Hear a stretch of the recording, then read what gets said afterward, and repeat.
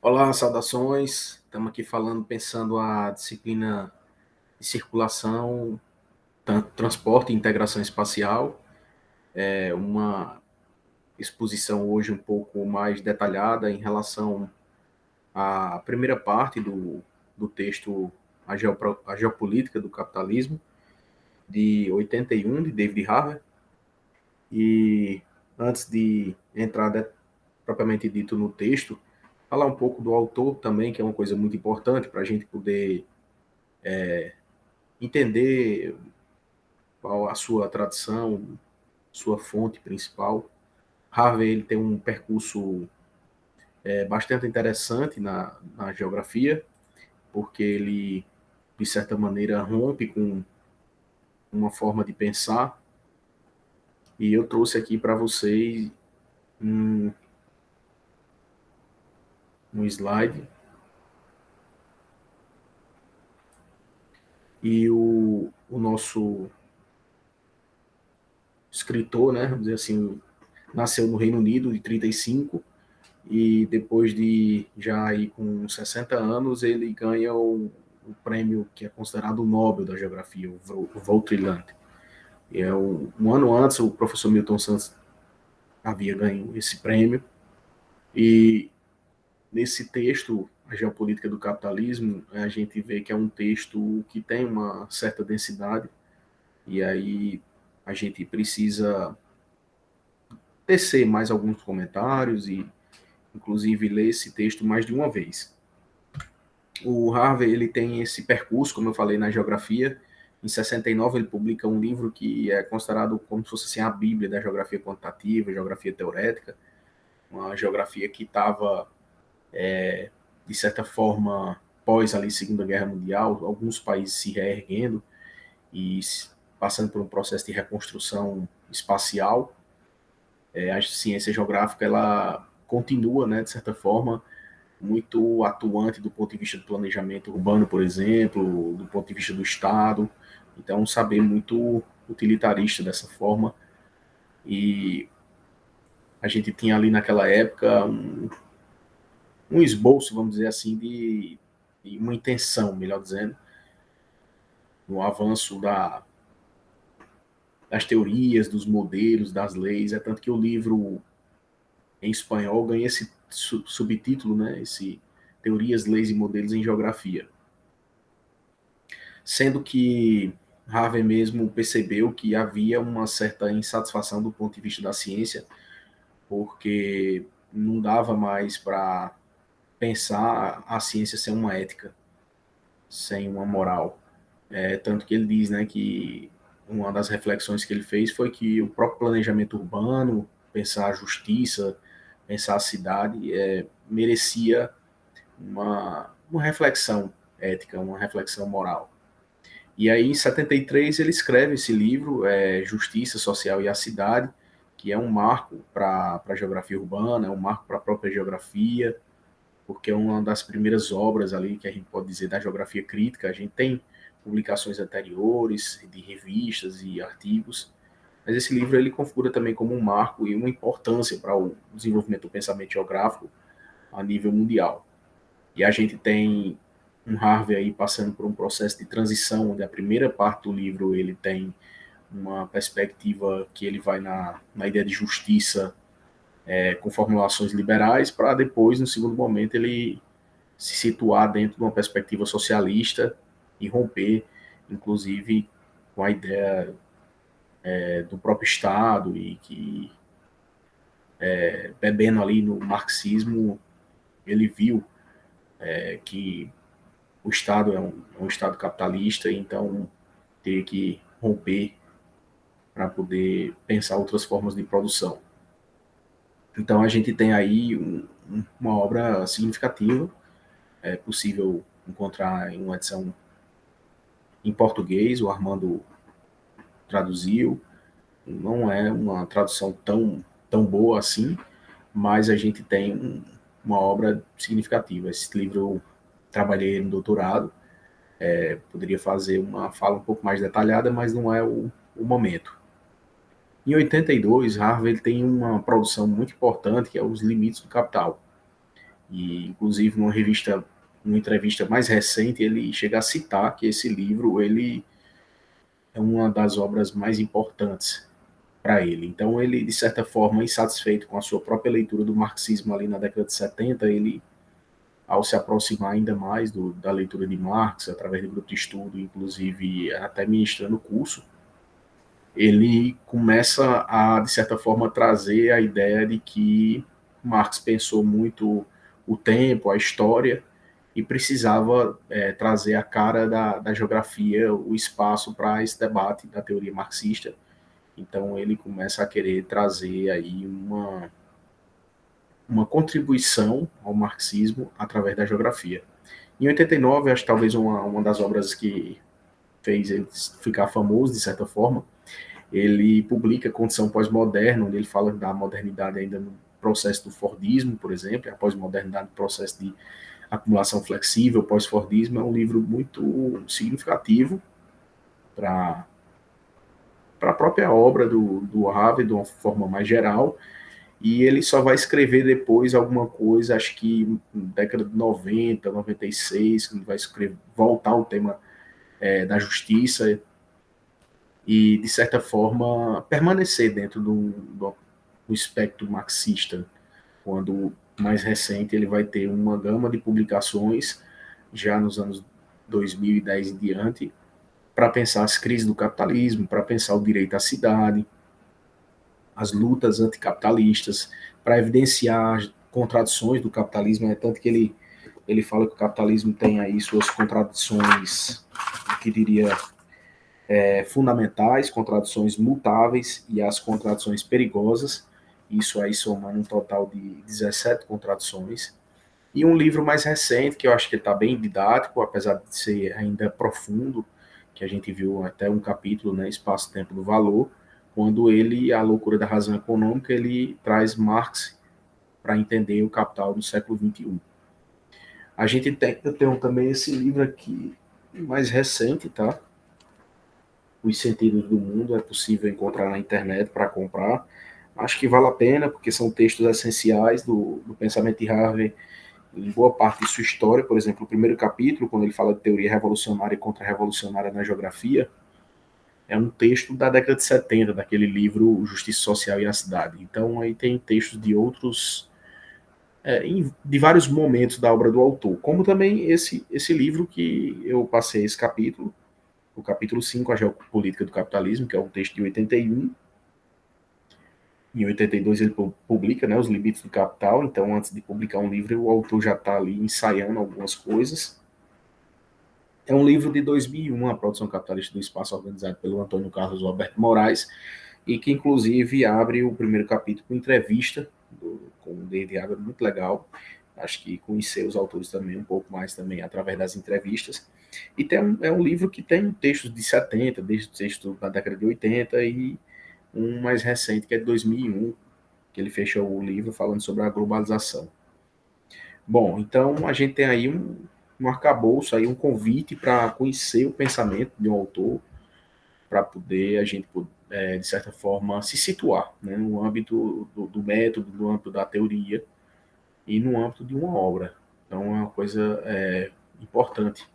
A gente não está, quando for produzir um TCC, tá fazendo salada mista aí e fazendo, vamos dizer assim, coletânea de citação, achando que está bombando, e às vezes a gente está colocando citações onde as premissas são totalmente antagônicas e a forma do sentido da própria citação não são coerentes entre elas. Então é preciso fazer essa genealogia da ideia na tradição do autor, sabendo qual a fonte que ele bebe, qual o seu posicionamento teórico e epistemológico, porque isso aí nos dá mais maturidade para poder abordar um conteúdo e fazer uma leitura da realidade. Bom, e agora falando um pouco mais em relação a esse texto, o Harvey, ele vou fazer só apenas um preâmbulo, porque eu acho que, de certa maneira, o resumo foi um tanto insuficiente, porque o texto ele tem cerca de 36, 37 páginas, e então um resumo de uma página é insuficiente, é necessário se debruçar com mais acuidade, com mais zelo, com mais qualidade. para a gente poder ampliar esse diálogo e não passar para um próximo tópico sem ter maior profundidade. Então, esse primeiro momento é mais para apresentar um pouco das ideias preliminares e dar meio que buscar aqui um bate-bola para a gente poder construir alguma ideia em relação a esse texto. Como, vamos dizer assim, premissas, né, ele tem aí um entendimento do modo de produção capitalista, considerando a análise com base em Marx e uma análise baseada na circulação, certo? Então, a existência de um modo de produção capitalista, ele depende da produção de mercadorias. O próprio livro Os Limites do Capital, de David Harvey, e o livro O Capital, de Karl Marx, eles iniciam pelo conceito de mercadoria. Então, a gente tem valor de uso, valor de troca, o valor. Então, isso é uma perspectiva de método, porque parte do concreto, do palpável, do objetivo, uma forma de examinar a realidade. Então, ambos partem da ideia da mercadoria. Então, mediante a circulação dessa mercadoria, desde a produção, né, coleta de matéria-prima, a elaboração de um objeto, a transformação desse objeto em uma mercadoria, a circulação dela, a distribuição até a venda, o consumo, é o que faz todo esse processo. Então, quando ele fala circulação, é o entendimento de todo esse processo, não é só apenas a circulação da mercadoria, desde a extração de matéria-prima, né, a própria existência de indústrias, de fábricas, da relação capital-trabalho, a relação entre classes, tudo isso fazendo parte desse processo de circulação do capital, que tem como objetivo, enquanto sistema, o lucro. Então, o objetivo direto é o lucro. Então, isso é uma característica desse sistema. Uma outra característica é que, se houver alguma espécie de interrupção nesse processo de circulação, haverá o caos ou a crise. Então, o David Harvey, ele é famoso também por conta de fazer essa leitura das crises, tanto que o livro Os Limites do Capital com a crise de 2008, ele acaba sendo, de certa forma, e outras crises também, ele acaba tendo um teor profético nesse sentido, de fazer uma boa análise em relação às crises do capitalismo. Então, como um aspecto estruturante do capitalismo, ele tende à crise, faz parte, é inerente ao sistema, devido às suas contradições. Então, a gente tem aí como uma possibilidade para o capitalista em si, ele busca o quê? Diminuir esse tempo de rotação, esse tempo de extração de matéria-prima. Então, quanto mais rápido extrair a matéria-prima, transformar essa matéria-prima em um objeto a ser produzido e circulado e consumido, quanto mais rápido esse processo de circulação, melhor para o capitalista. Então, dessa forma, para que ocorra essa circulação, há uma preocupação permanente na criação de infraestruturas sociais e físicas, o que significa a construção de, por exemplo, educação. A educação, a própria LDB diz, né, preparar o cidadão para o mercado de trabalho. Então, preparar uma mão de obra, não é romper com o mercado de trabalho que está aí, pronto.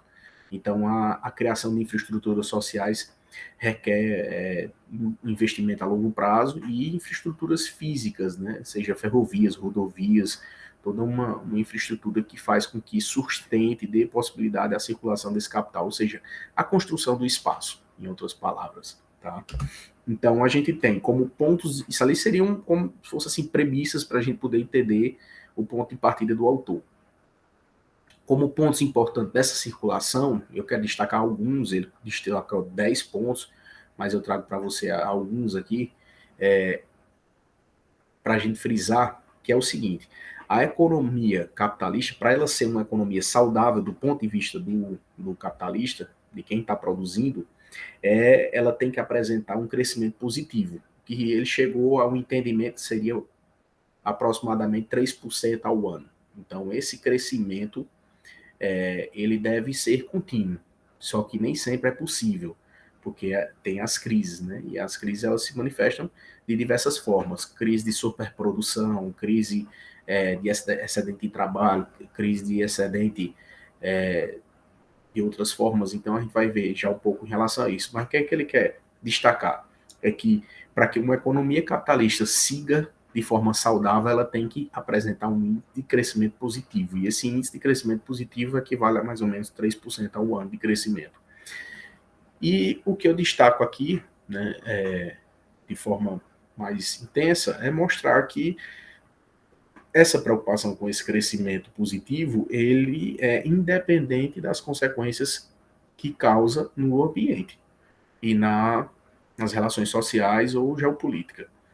E esse independente, isso é um perigo muito grande, porque existem consequências ambientais danosas, de derramamento, por exemplo, de petróleo, morrem muitos animais, há desmatamento, prejudica fauna, flora, existem consequências danosas do ponto de vista humano, crianças trabalhando em fábricas, superamos isso parcialmente, mas superamos de uma certa forma, mas aí o desmonte dos direitos trabalhistas, então a exploração da mão de obra humana, e existem perspectivas também de consequências danosas do ponto de vista da geopolítica mundial, considerando aí as grandes guerras mundiais como um exemplo também. Então, como outra característica, na produção, o lucro ele se origina da exploração do trabalho vivo, o que ele vai distinguir o que é trabalho vivo e o que é trabalho morto. O trabalho morto é aquele das máquinas, operado através das máquinas, que não vive sem um trabalho vivo. Então, o trabalho vivo é o ser humano, que está ali em movimento e coloca essa produção para funcionar. E o lucro, ele se origina dessa exploração, da exploração do trabalho vivo, do trabalho dos seres humanos. E o que ele colocou como uma injustiça social a ideia das mais-valia, que é o valor que é recebido devido a um trabalho não pago, certo? É recebido pelo capitalista, pelo burguês, onde o trabalhador ele trabalha, mas ele não recebe o quanto ele deveria receber. Então, de certa forma, é um mais-valor extraído ali da exploração do trabalho vivo. Então, um maior padrão material de vida para o trabalhador, isso é uma observação interessante, não é necessariamente incompatível com o aumento da taxa de exploração. Então, em alguns momentos, para superar a crise, foi necessário, inclusive, aumentar o salário como forma de ampliar o mercado consumidor.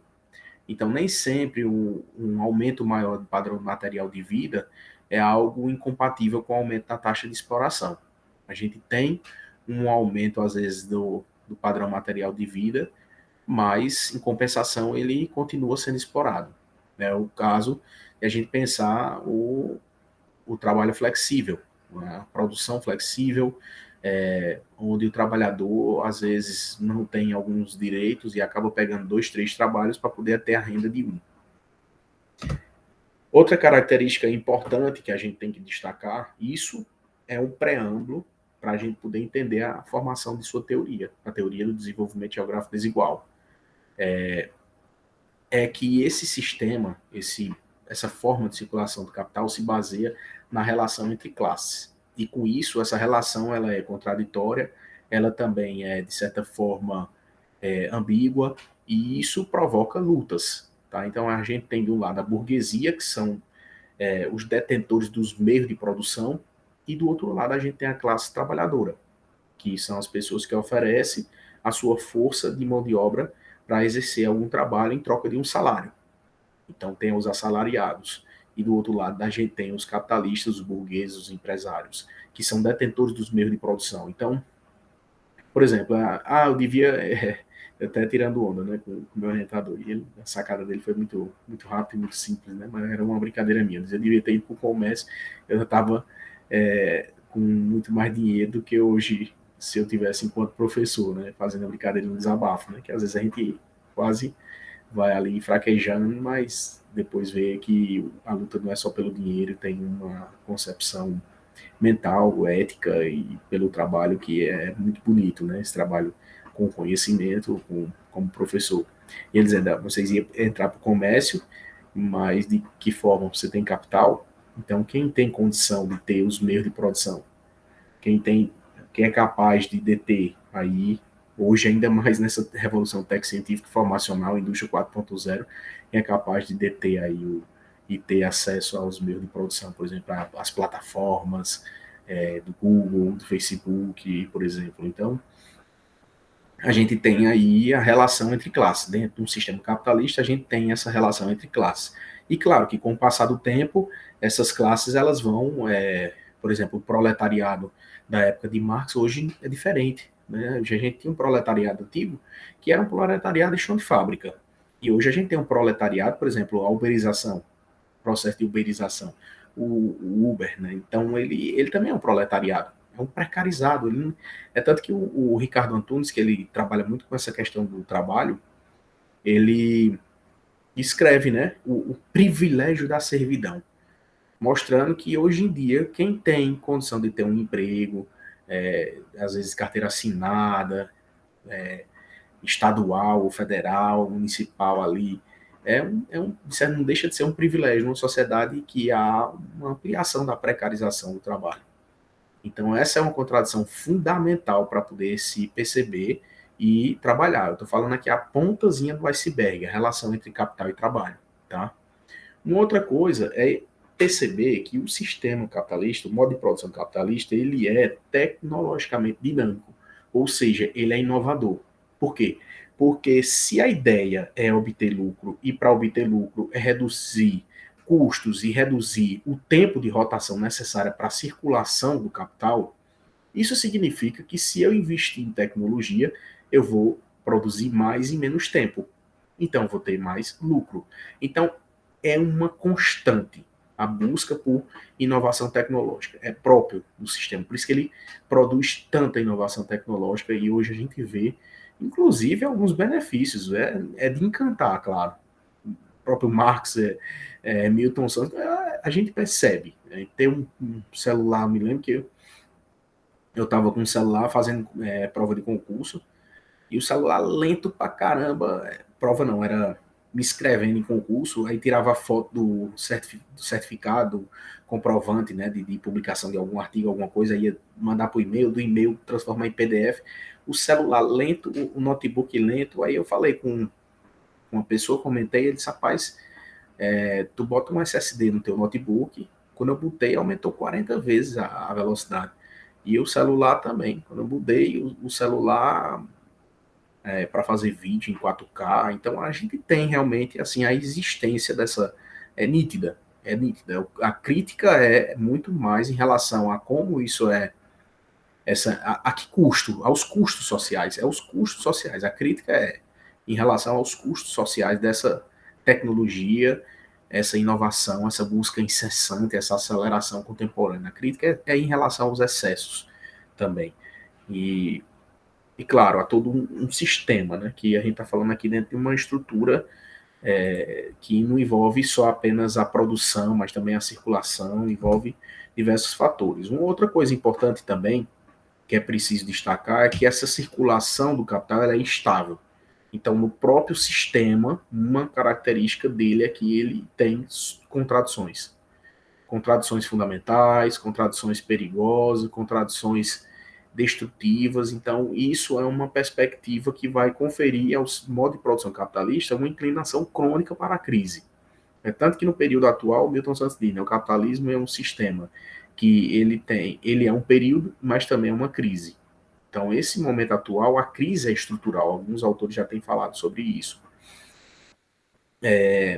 Uma outra característica também é que a crise ela se manifesta quando os excedentes de capital e de trabalho não podem mais ser absorvidos. Então, o capitalismo ele se impulsiona através do excedente. A própria existência, por exemplo, das cidades, a origem das cidades é por conta de um excedente.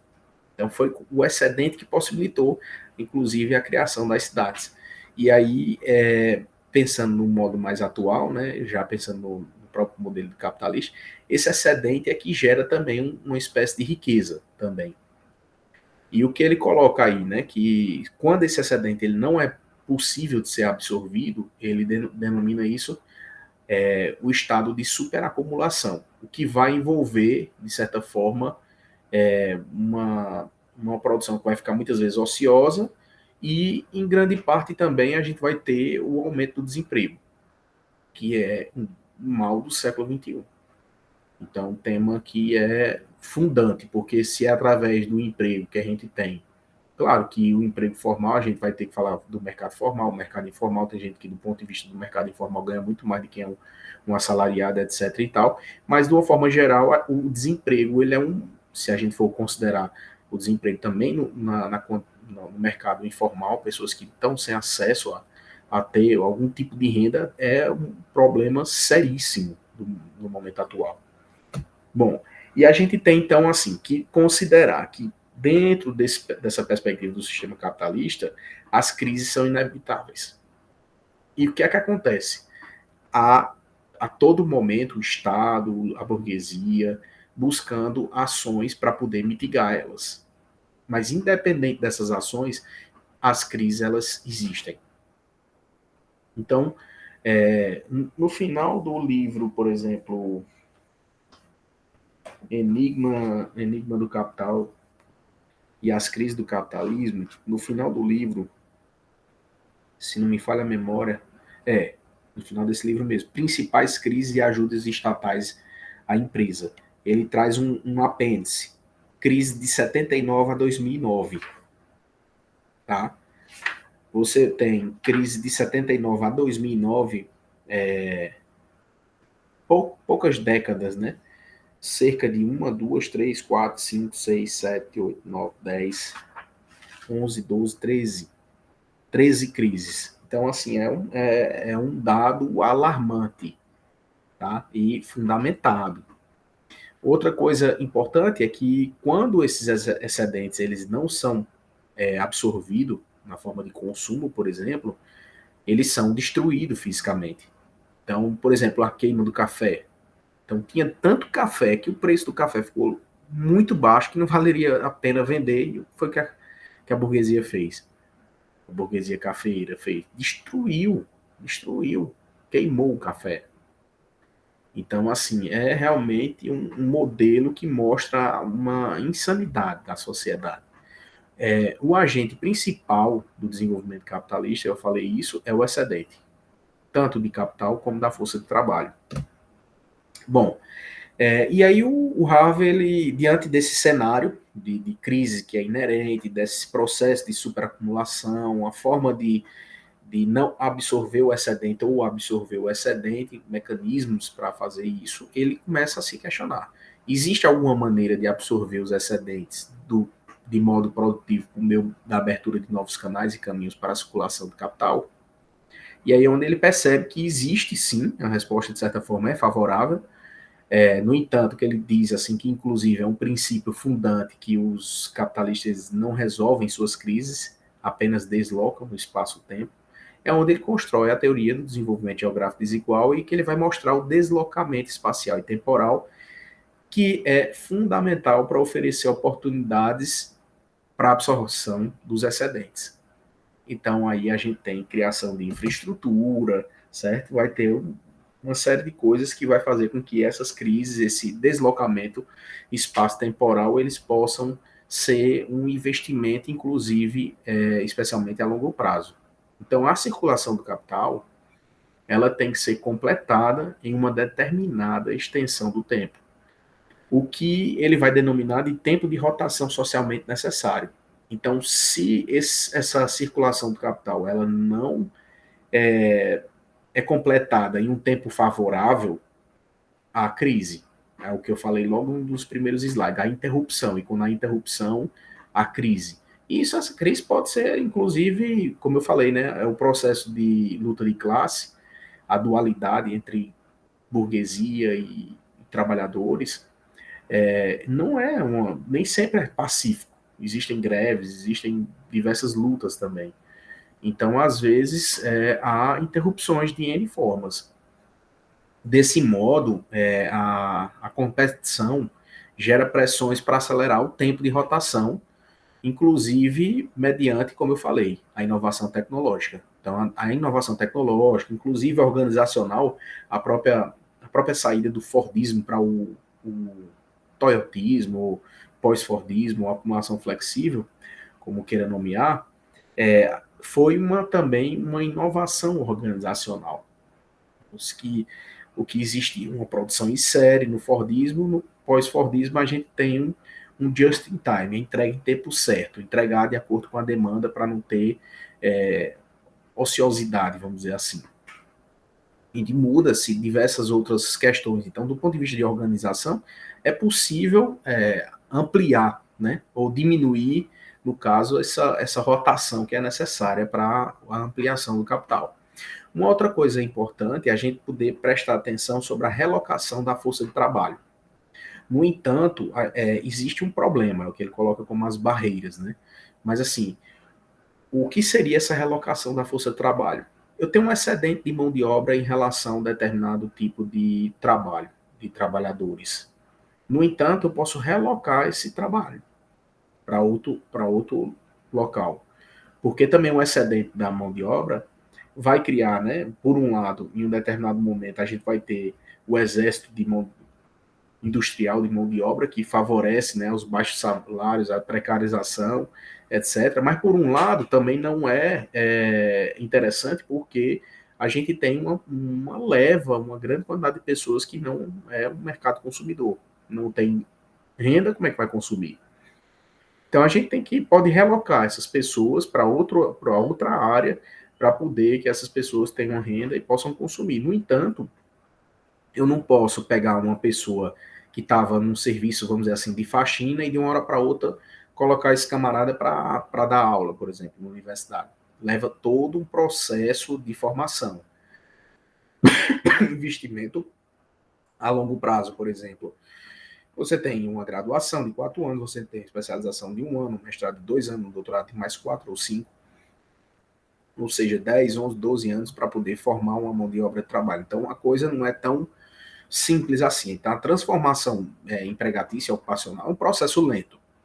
Por outro lado, também, a gente tem que considerar que a força de trabalho, ela não é homogênea. Existem diversos tipos de trabalho, diversos tipos de capacidades e habilidades, então não se dá para tratar de uma forma assim, homogênea. Então, só relocar a força de trabalho é um impedimento, é uma barreira, é uma dificuldade. Outra forma também é a relocação de capital excedente. Isso quando ocorre as crises, né? O excedente ele não pode se converter numa ferrovia ou num novo serviço educacional. Ele primeiro tem que se converter em moeda. Então, é o que ele coloca também como outra barreira. Então, quando existe esse excedente de capital, por exemplo, tem sapato demais, eu não posso simplesmente transformar esse sapato em uma ferrovia. Para que esse sapato demais ele possa se transformar em ferrovia, eu tenho que transformar o sapato primeiro em moeda. E nem sempre isso é um processo fácil e rápido. Então, é uma barreira. Então, o que é que eles fizeram como forma de superar essa barreira? O crédito. Foi a criação do capital fictício com hipotecas, com ações, a dívida pública. Então, aqui que chego a também, de certa forma, responder um pouco a sua pergunta, eu coloquei como resposta também, citando Haver, que nesse texto ele traz, mas é de forma parcial, né, vamos dizer assim, não tão detalhada. Eu faço um recorte que eu já tinha lido, aí eu trouxe aqui uma citação do livro Os Limites do Capital, quando ele diz que, para explicar o que é capital fictício, né? Ele diz que o capital fictício, né, ele está diretamente associado ao dinheiro creditício. Considere o caso de um produtor que recebe crédito em troca da garantia de uma mercadoria não vendida. O dinheiro equivalente à mercadoria é adquirido antes de uma venda real. Ele adquire o dinheiro antes da mercadoria ser vendida. Então, gerando aí a espécie do crédito, né?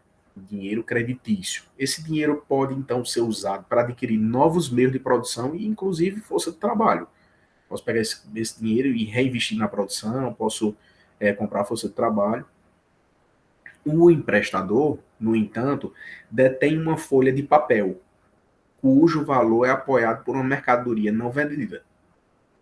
Essa folha de papel, então quem emprestou aquele dinheiro, ele tem ali uma folha de papel que é o quê?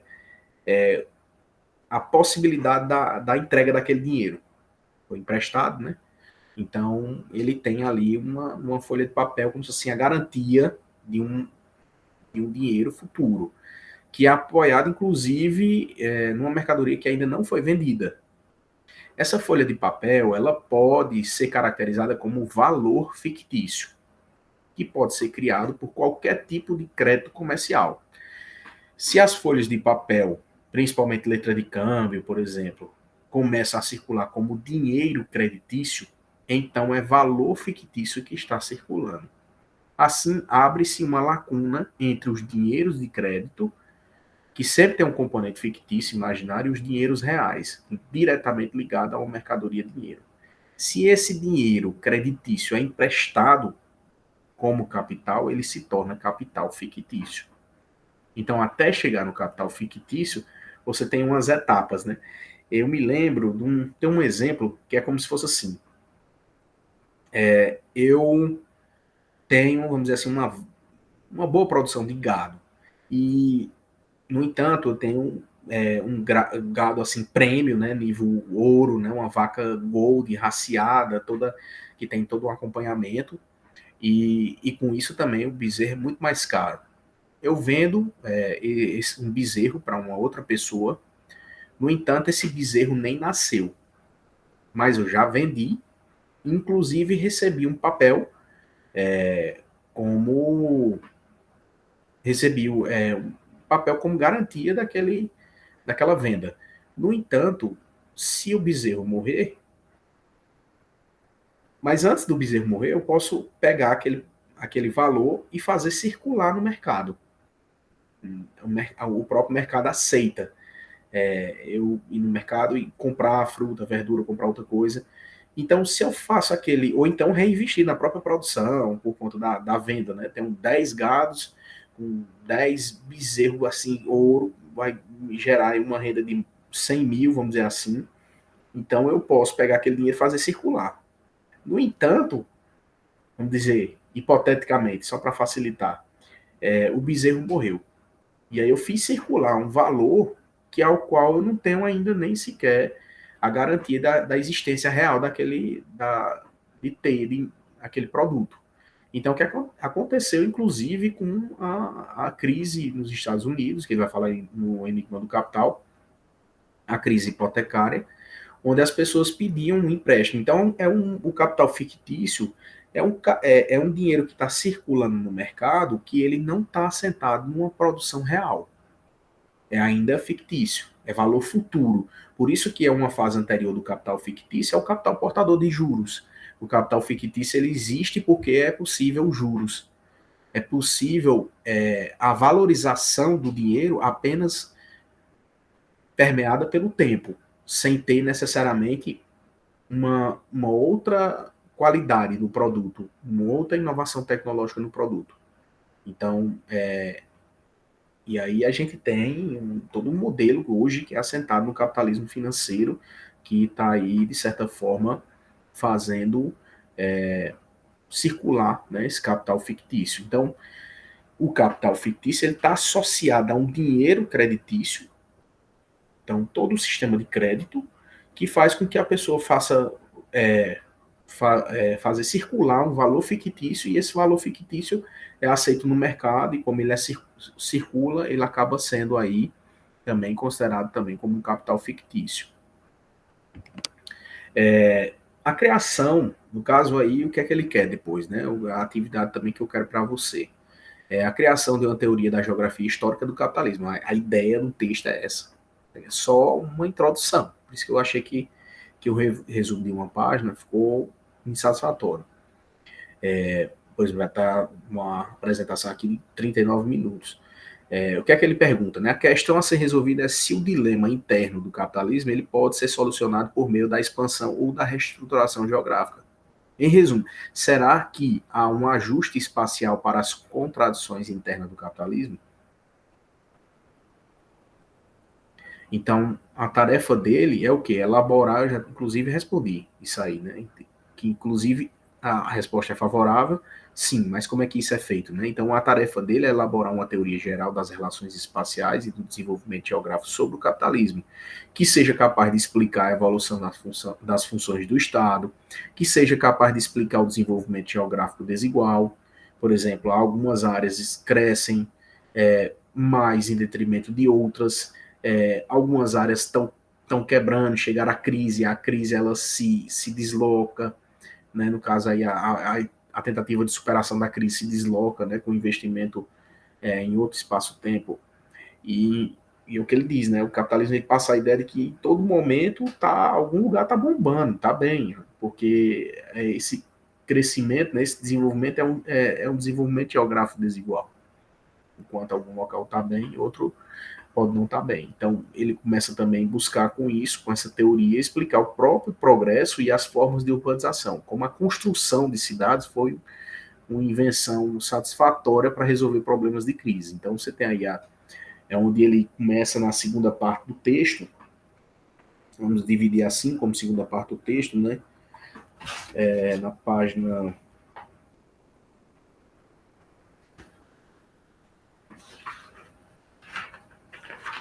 É aqui, é onde ele começa. Pronto. É interessante começar a ler a partir da 142, no mínimo, tá? É bom ler do começo, mas a partir da 142, quando ele fala da criação de uma teoria da geografia histórica do capitalismo, e depois a produção da organização espacial, que é onde ele vai explicar, tá, todo esse processo. Ele vai explicar que, por exemplo, logo no início, né, nessa parte, por exemplo, da criação de uma teoria geográfica histórica do capitalismo, ele vai dizer que Marx teve uma preocupação especial com o tempo e negligenciou o espaço, e o Marx ele procurou entender as contradições internas ao capitalismo dentro do próprio sistema, e o Lenin vai, de certa forma, pegar aquela leitura de Marx e vai ampliar o seu escopo, começando a perceber a exploração não apenas interna dentro do sistema da luta de classe, mas a exploração também entre estados, estados-nação, então é o próprio conceito de Estado, a exploração imperialista, vamos dizer assim, o processo de neocolonização, o próprio termo, né, imperialismo, Lenin dá destaque. E o Harvey, por exemplo, vai pegar todo esse arcabouço, aí tem também Rosa Luxemburgo e tal, mas aí o Harvey vai pegar todo esse arcabouço e vai dizer como é que a geografia ela pode também explicar esse fenômeno, inclusive de desenvolvimento geográfico desigual sobre o processo de produção do modo capitalista. Tá? Então, veja como é que ele responde isso e busque aí me entregar até o dia 4 do mês 10. Tem um tempo bom aí para fazer esse trabalho. Então é isso, eu fiz essa apresentação, é, inclusive, caso seja muita coisa, muita disciplina, até aconselharia, se fosse o caso, para não fazer a coisa superficial demais e não trazer os materiais de forma a contento. Se for o caso, sugeria você trancar alguma disciplina, porque como é um aluno só, então a gente fica tendo uma marcação ali mais próxima, acompanhando mais de perto e até a própria preparação das aulas e tudo envolve também todo um tempo de dedicação. Então, para a gente ter mais foco e se a coisa pesar, talvez seria interessante poder suspender alguma disciplina se for o caso. Mas se não, estou aqui disponível para a gente crescer junto. No entanto, como eu falei, o resumo foi insatisfatório e é preciso essa maior dedicação. Tá? Então foi uma breve apresentação para a gente poder dialogar, porque aí a partir da sua resposta eu também vou fazer um novo comentário para a gente poder se debruçar bem direitinho sobre esse texto para poder partir para o próximo tópico, pensando nessa disciplina de integração espacial. Inclusive, ele vai trazer um conceito, de certa forma, muito favorável para pensar essa disciplina, no caso da integração espacial, que é a coerência espacial estruturada. No caso, ele vai falar das alianças regionais e a coerência espacial ou territorial estruturada como forma de ocasionar, favorecer todo esse investimento em infraestrutura física e social a longo prazo para superar as crises do capitalismo. Tá? Então, desejo boa sorte e espero que você tenha tido paciência aí de me ouvir até aqui o final dessa apresentação e tudo de bom.